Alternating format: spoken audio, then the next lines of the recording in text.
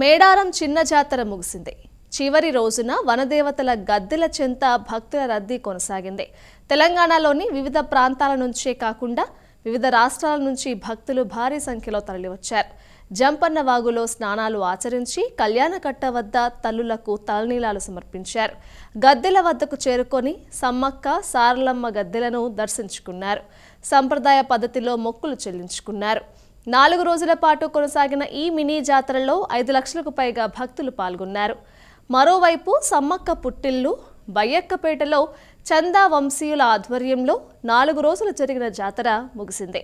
వనదేవత సమ్మక్కను డోలు వాయిద్యాల నడుమ భక్తులు ఆనందోత్సాహాల మధ్య ఘనంగా వీడ్కోలు పలికారు.